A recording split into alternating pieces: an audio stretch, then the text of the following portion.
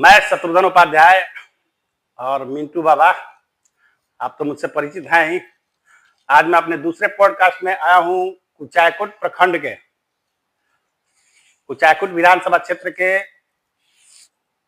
लोजपा रामविलास के युवा नेता नीलेश कुमार मिश्रा के साथ। तो आज हम नीलेश जी से बात करेंगे। नीलेश हमारे छोटे भाई भी हैं और आज ये मेरा दूसरा पॉडकास्ट है।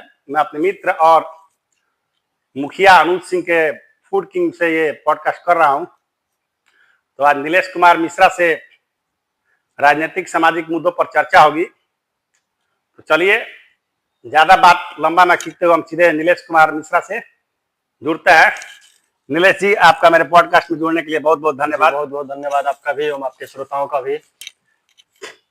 नीलेश जी, आप चिराग पासवान जी के लोजपा यानी रामविलास लोजपा के सदस्य हैं, कार्यकर्ता है, क्या है अपना परिचय दीजिए। जिला मुख्य प्रवक्ता रामविलास, लोजपा रामविलास के। अच्छा, लोजपा रामविलास के प्रवक्ता है, जिला मुख्य प्रवक्ता जी। आप कुचायकोट विधानसभा क्षेत्र से आते हैं जी। आपका गांव कौन सा है? तिवारी मठेनिया। तिवारी मठेनिया। तो आप कुछ बताइए अपने बारे में। आपका राजनीतिक गुरु कौन है? क्वालिफिकेशन बताइए। जैसे हमारी पढ़ाई, हम बीटेक किए हैं इलेक्ट्रिकल इंजीनियरिंग से, उसके बाद एमएससी भी हम हैं मैथमेटिक्स से।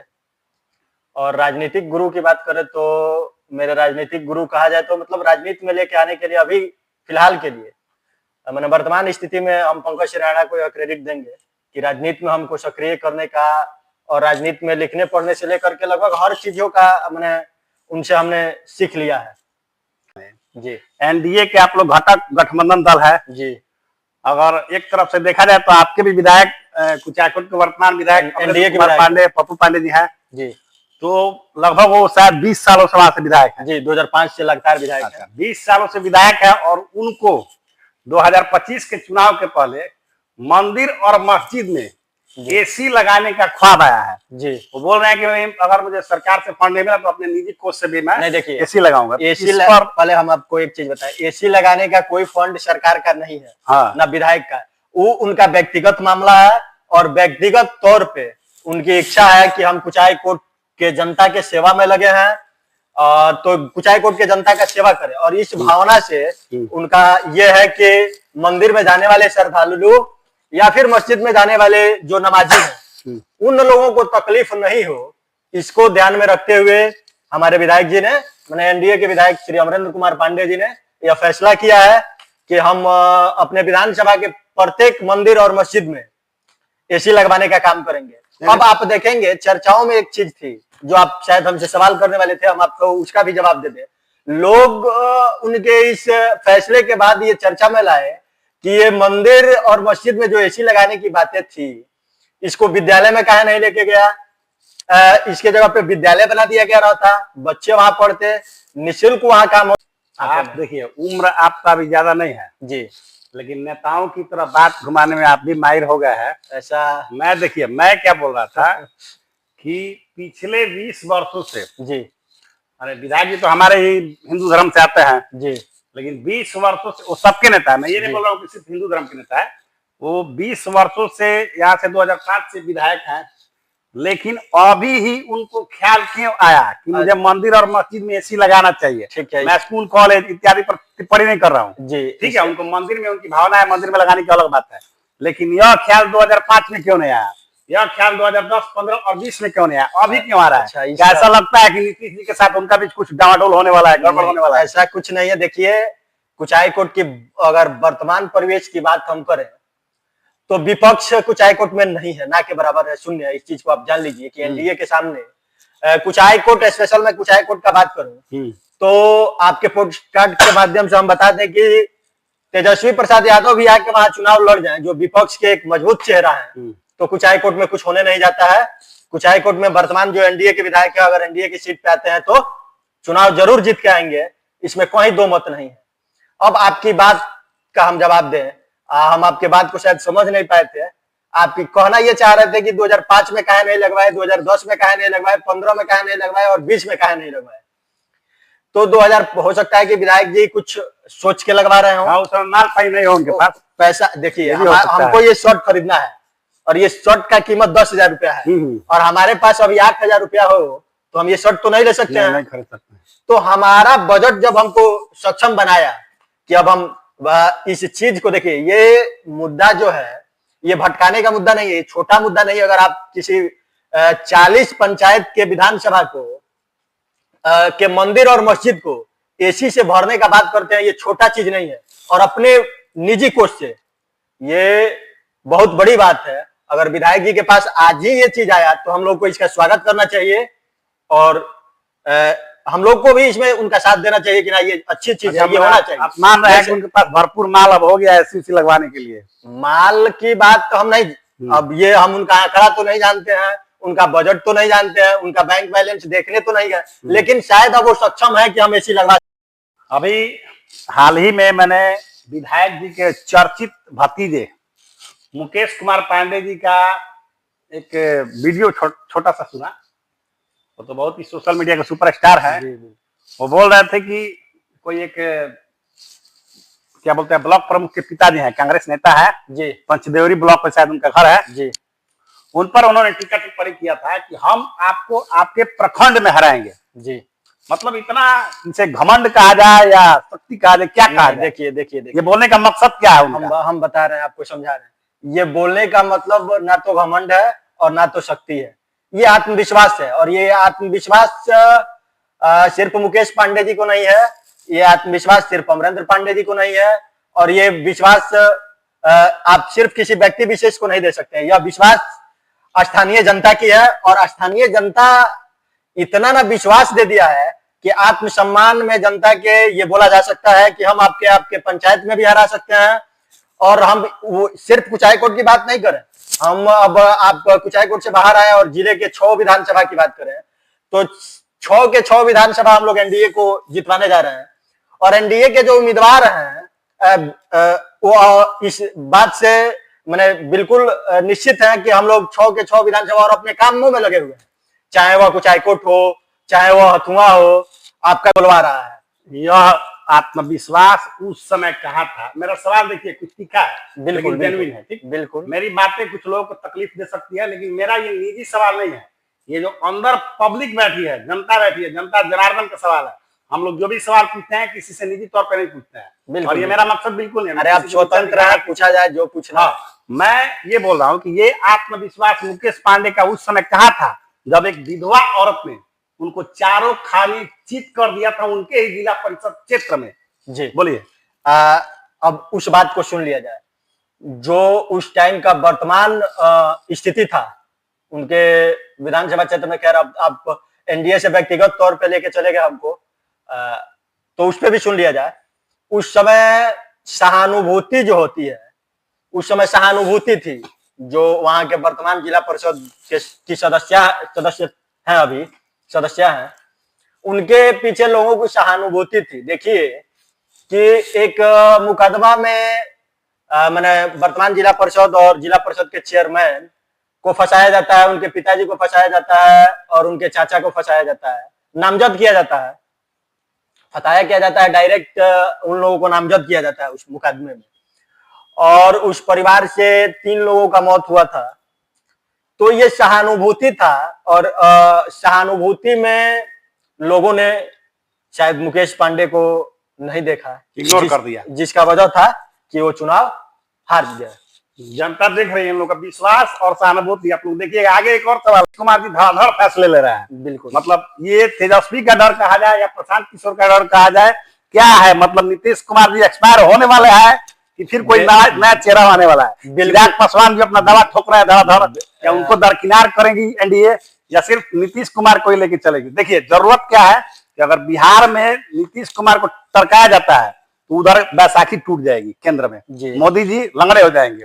ये नीतीश कुमार मजबूरी है, तो इस पे हमको बताइए कि नीति मतलब क्या जंगल राज और तेजस्वी के बीच और प्रशांत किशोर के बीच क्या इन लोगों का समावेश है?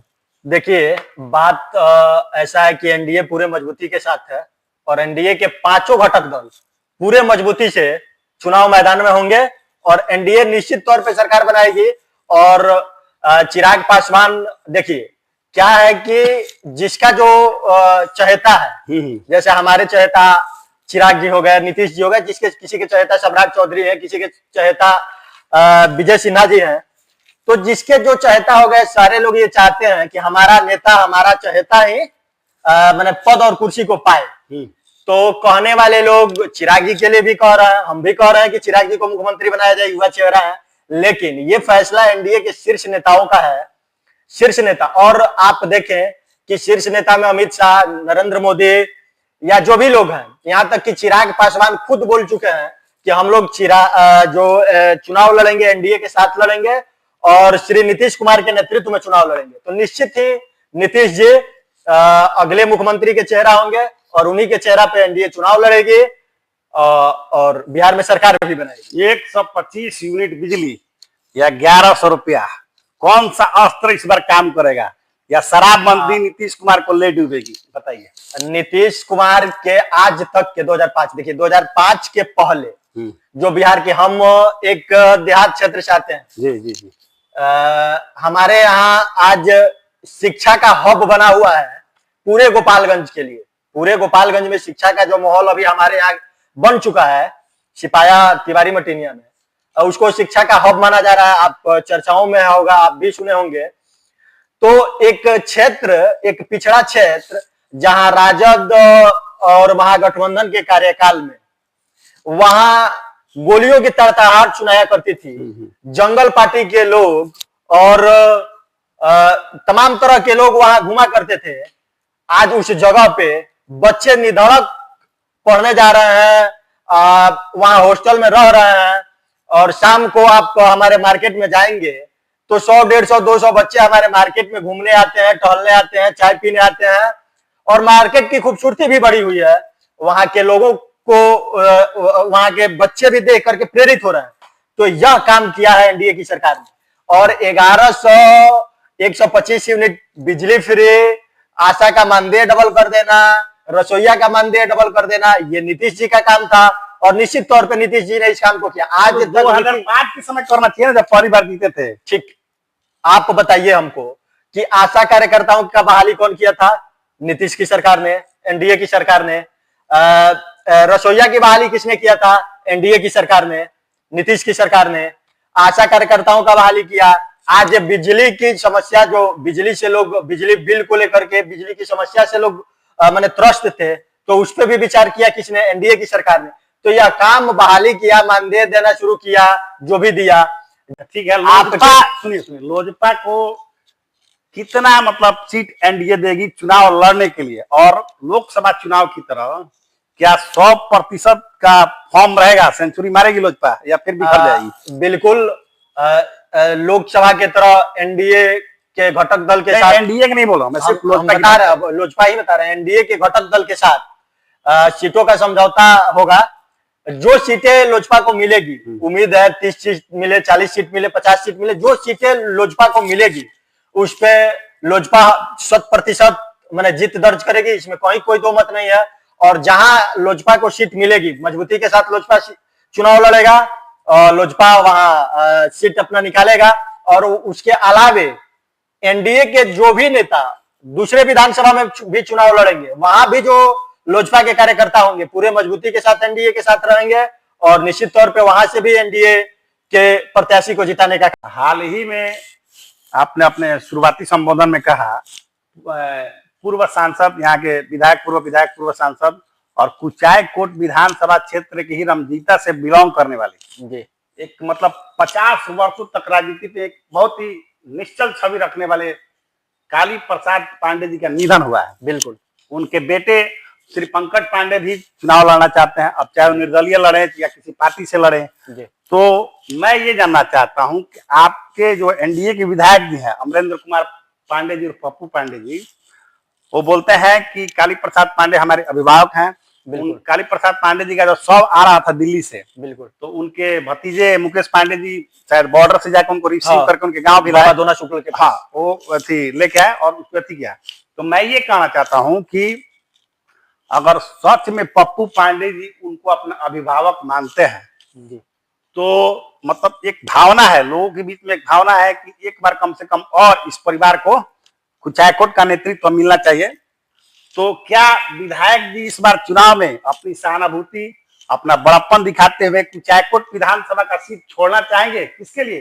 तो काली प्रसाद पांडे जी के परिवार से किसी को लड़ने के लिए, उसका समर्थन करने के लिए। इससे क्या होगा कि पूरे जिले में उनका बम बम हो जाएगा, और आगे आने वाले लोकसभा चुनाव में जब ये गोपालगंज का सीट जनरल होगा तो यह पूरा मतलब झोली भर भर के जनता उनको वोट देगी, ऐसा मेरा मानना है, और कुछ पब्लिक का भी मानना है। तो मतलब ये ताल मेरे सवाल का। तो इस पे मैं ये जानना चाहता हूँ कि क्या अमरेंद्र कुमार पांडे जी ऐसा कोई चमत्कारी निर्णय लेने वाले हैं कि मतलब गोपालगंज के लोग और कुचायकोट के लोग एकदम भटक के रह जाए? देखिए, सवाल आपका तो जुझारू है। हम इसका स्वागत करते हैं। पहला बात ये कि राजनीतिक विरोध होना चाहिए। पार्टी का विरोध, पार्टी के साथ विरोध होना चाहिए, ना कि व्यक्तिगत विरोध होना चाहिए।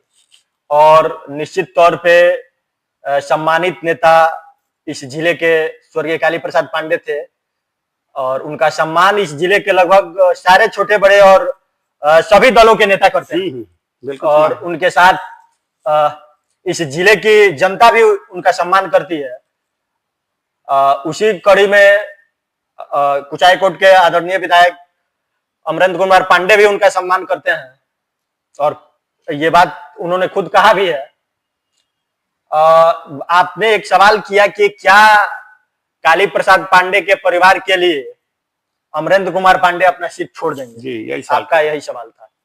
तो इस सवाल के संदर्भ में हम आपको बताएं कि 20 सालों से वहां विधायक अमरेंद्र कुमार पांडे हैं, और ये चाहत काली प्रसाद पांडे के परिवार में भी होना चाहिए कि वहां से कोई चुनाव लड़ेगा कि नहीं लड़ेगा। एक बात आपने कहा कि उनके बेटा जो चुनाव लड़ने के लिए मैंने ये कह रहे हैं कि हम चुनाव लड़ेंगे, चुनाव हराएंगे भी, ऐसा बोल रहे हैं। कहने का चीज है, कौन किसको हराएगा ये तो वहां की जनता तय करेगी। हम बोले कि हम इनको हराएंगे, ये तो उनका जो चुनाव लड़ने का वहां से बात है। इस पे अभी टीका टिप्पणी तो हम लोग परिवार भी शोकाकुल है, और इस पे टीका टिप्पणी नहीं करना चाहिए। लेकिन आपके सवालों का जवाब हम बहुत बड़ा नहीं देंगे, छोटा में आपको जवाब दे देंगे कि उनका जो दल है चुनाव लड़ने का, वो अपना दल भी मैंने निश्चित कर चुके हैं कि हम इस दल से चुनाव लड़ेंगे। टिकट अच्छा, किस दल से आ रहा है? अब आप उनके जाति को देखे होंगे तो बार बार उनका कहना है कि हम जनसुराज से चुनाव लड़ेंगे। अच्छा, तो दल तय कर चुके हैं। इस तरह से अगर मैंने वहां के स्थानीय विधायक और एनडीए के नेता अपना सीट छोड़ते हैं तो यह कुचायकोट के लिए एनडीए को क्षति होगा। तो मेरे समझ से अभी वर्तमान में तो जो है उन्हीं को चुनाव लड़ना चाहिए। पार्टी भी क्लियर करेगी कि टिकट किसको मिलेगा। और काली प्रसाद पांडे के लिए, काली प्रसाद पांडे जी के परिवार के लिए मेरा एक मैंने व्यक्तिगत ये होगा कि अभी उस परिवार को अभी उस परिवार के लिए शोक की घड़ी है। तो अभी निश्चित तौर पे इस चुनाव में थोड़ा सा समय, 2 महीना है, तब तक समय लेना चाहिए और अगले चुनाव के लिए तैयारी करना चाहिए, जनता के बीच में रहना चाहिए। यानी नीलेश जी कहना चाहते हैं कि सहानुभूति है, अभिभावक है, लेकिन उनके परिवार को, मतलब हमारे काली प्रसाद पांडे जी के परिवार को अभी इस चुनाव में नहीं चुनाव लड़ना चाहिए, अभी रुकना चाहिए, समय के अनुसार। हाँ, जो समय तय करे और सही दल और सही जगह से चुनाव लड़ना। हाँ, ठीक, निश्चित। पिछले विधानसभा चुनाव में काली प्रसाद पांडे जी 2 नंबर पे थे, और तीसरे नंबर पर एक चौंकाने वाली महिला थी। आपको नाम मालूम होगा? सुनीता कुशवाहा। मैं कुशवाहा देवी बोल रहा हूँ, मैं कुशवाहा जाति पे नहीं जाऊंगा। सुनीता देवी जी लगभग 40,000 मत लेकर आई थी, 40,000 मत लेकर आई थी, जो कि स्वतंत्र उम्मीदवार थी। बिल्कुल नहीं, स्वतंत्र नहीं। काली प्रसाद पांडे में उसमें से 10-15% या 20% वोट एड हो गया होता तो चारों खाने विधायक जी चित हो जाते हैं, ठीक है। लेकिन मैं ये कहना चाहूंगा कि आप सहानुभूति की बात कर रहे हैं, तो मुकेश पांडे जी भी एक महिला से भी आ रहे हैं। अब कहीं हो सकता है कि आप लोग बोल रहे हैं कि एक तरफा ऐसा नारा लगा रहे हैं आप लोग, जैसे हम लोग नहीं लगा रहे हैं, पूरा बिहार एनडीए के पक्ष में। ठीक है, मैं मानता हूँ, लेकिन कोई ऐसा ना हो कि जनता का मूड बदल जाए। पब्लिक है भैया, ठीक है, पब्लिक का मूड बदल जाए और किसी औरत की झोली में वो अपना वोट डाल दे। इस पर भी आप लोग सतर्क रहिए। मैं किसी का विरोध नहीं कर रहा हूँ, बिल्कुल मेरा बिल्कुल। विरोध किसी से नहीं है। और मैं एनडीए पूरे तैयारी में है और एनडीए पूरे मजबूती से चुनाव लड़ेगी, इसमें कहीं कोई शक नहीं है। और हम लोग कहीं से इटवट होने नहीं जाने दे रहे हैं। चुनाव हम लोग लड़की के साथ चुनाव लड़ेंगे। नीतीश कुमार जी मुख्यमंत्री बनने जा रहे हैं ना, फिर से बिल्कुल बन जाएंगे। इसमें कहीं कोई दो मत नहीं है। तो मतलब कि उनको क्या बोलते हैं, ट्राली पे बैठा के आप लोग रखेंगे कि सीट पे बैठा के रखेंगे? सीट पे जहां है वहीं रहेंगे। सीट पे बैठा के रखेंगे, बिल्कुल अपना इस विधानसभा चुनाव में अपने जनता जनार्दन से, बिहार की जनता से, अपने विधानसभा क्षेत्र की, पंचायत की, प्रखंड की जनता से क्या कहना चाहेंगे? देखिए, अंत में हम जनता से अपने सरकार की उपलब्धि को बता दें और पिछले सरकार के कार्यकाल को देख ले जनता। 2005 के पहले बिहार में किसी नेता ने सम्मान समारोह किया हो तो बताइए। किसी मंत्री ने शादी 2000 जब लालू परिवार राजद का सरकार था, लालू की एक बेटी का शादी था, आप जानते होंगे। हम पढ़ रहे थे, धनबाद से हमारा बीटेक हुआ, इंजीनियरिंग हुआ है, ये कहानी है। अब पोस्ट कार्ड में हम है, पोस्ट कार्ड में है आपके साथ, तो बता दें आपको। हम वहां पढ़ रहे थे तो हमारा एक मित्र थे, सोनू राज, जाति से भूमिहार थे और औरंगाबाद जिले से थे, लेकिन उनका परिवार गया में रहता था। उनके चाचा भागलपुर विश्वविद्यालय के कुलपति रह चुके थे। तो ये उस टाइम की हम बात बता रहे हैं जब लालू यादव की बेटी का मैंने शादी था। गया का तिलकुट प्रसिद्ध है। गया में जो तिलकुट सबसे अधिक वहां का प्रसिद्ध तिलकुट है, तो उनके शादी के लिए वहां मिठाई, मैंने लोगों की व्यवस्था में तिलकुट का भी व्यवस्था करना था। राजवल्लभ यादव, नाम सुने होंगे आप भी, सुरेंद्र यादव, ये सारे लोगों को जिम्मेवारी मिली कि आप लोगों को मैंने वहां से तिलकुट लेके आना है। वहां का एक बहुत बड़ा व्यवसायी है, आप भी कभी जाएंगे, अगर गया कभी जाना हुआ तो आपको हम मैंने बता रहे हैं, वहां जाके आप मिल सकते हैं। एक वहां होटल है लक्ष्मी करके, लक्ष्मी के बगल में उनका दुकान है। ये लोग देखिए कि रंगदारी का आलम क्या होता है और सरकार में रहने का खौफ क्या होता है। हम आपको इस चीज का आकलन करा दें। ये लोग उससे जबरदस्ती तिलकुट लिए और उस बेचारे ने मना किया कि भाई हमारे पास इससे ज्यादा तिलकुट नहीं हो सकता है और आप हमारे तिलकुट का उचित जो दाम है वही दाम दीजिए। तो पता है उसके साथ क्या हुआ? तिलकुट का जो कढ़ाई था, उसके यहाँ जो कढ़ाई में तिलकुट का जो मैंने तेल गरम किया हुआ था, उस तेल को उसके शरीर पे फेंक दिया गया। ये काम होता था राजद के सरकार में। आप सुने होंगे जो उनकी एक बेटी है जो सारण से लोकसभा से चुनाव भी लड़ती है, उनका शादी था तो पटना के एक निजी एजेंसी से सारे गाड़ियों को मंगवा लिया गया था लोगों को रिसीव करने के लिए। ये रंगदारी करने के लिए, ये रंगदारी मैंने सरकार में होता था। अच्छा, उसके बाद हम लोग सामाजिक लोग हैं, समाज के लिए काम करते हैं, लोगों के लिए काम करते हैं। कभी कोई सम्मान करने का काम नहीं हुआ राजद के सरकार में। आज हमारा विधायक, हमारा मंत्री सम्मान करता है और सिर्फ नेताओं का सम्मान नहीं करता है, यहां तक कि अपने विधानसभा के जनता का भी सम्मान करता है। और उस टाइम सम्मान जानते हैं कैसे होता था? आप बैर विरोध करेंगे तो आपके सीने में बुलेट दाग दिया जाएगा, आपको गोलियों से छलनी कर दिया जाएगा। यह सम्मान था उस सरकार में। और वैसे सरकार को हम लोगों ने मैंने भगाने का काम किया, बिहार की सरकार, जनता ने। सवाल ये था कि विधायक जी के द्वारा कहा गया है कि उनके विधानसभा क्षेत्र में जितने भी गरीब लोग हैं, जिनके पास रहने के लिए घर नहीं है, जमीन नहीं है, उनको वो लोग जमीन अपना खरीद ले, पैसा विधायक जी लेंगे। नहीं, आप नहीं समझ पाए हैं। हाँ। उस प्रकरण को हम समझा रहे हैं। आज व्रत है हमारा। अच्छा। आप लग रहा है कि बुलवा के, ठीक है। विधायक जी का कहने का उद्देश्य है कि अगर कोई गरीब है, भूमिहीन है, जिसके पास भूमि नहीं है, गरीब नहीं है, तो आप वहां देखें कि कोई जमीन बिक्री का है या नहीं है, पता करें। अगर बिक्री का जमीन है, मकान के लायक जमीन है, तो विधायक जी ने यह बात कहा है कि उस जमीन का पैसा मेरा होगा, रजिस्ट्री का खर्चा मेरा होगा, भूमि रजिस्ट्री मैंने जमीन रजिस्ट्री होगा उस गरीब के और ऐसा उन्होंने करवते ही बाजार में किया भी है। अपने पैसे का जमीन खरीद के उन्होंने गरीबों में दिया भी है। तो उनके कहने का मतलब है कि भूमि का पैसा हम देंगे, रजिस्ट्री का खर्च हम देंगे, लेकिन जमीन उस भूमिहीन परिवार के नाम से होगा। और उसके बाद मैंने सरकार की तरफ से पहल करके अधिकारियों से बात करके उन लोगों को वहां मकान भी बनवा के दिलवाया जाए, आवास भी दिया जाए। जो भी आवास मतलब जैसे भी व्यवस्था हो, उनको रहने का सुदृढ़ व्यवस्था किया जाएगा। कुचायकोट विधानसभा में जिस आवास योजना की आप बात कर रहे हैं, 20 साल से आवास योजना पर मतलब विधायक जी का ध्यान क्यों नहीं था?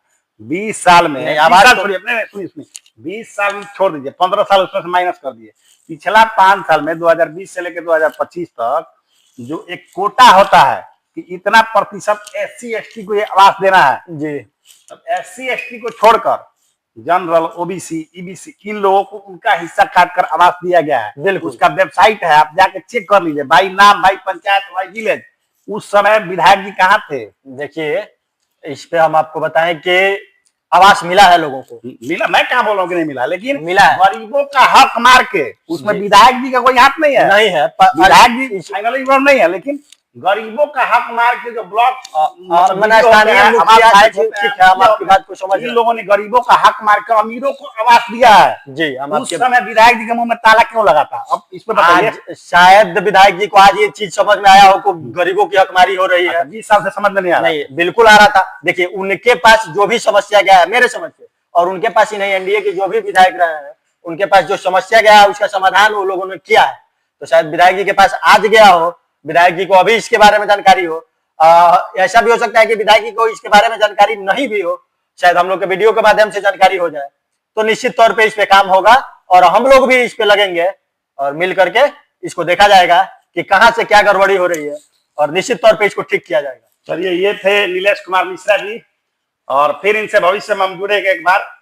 और आप लोग मेरा ये पॉडकास्ट देखिए, युवा है, होनहार है, नेता है, सामाजिक कार्यकर्ता भी हैं।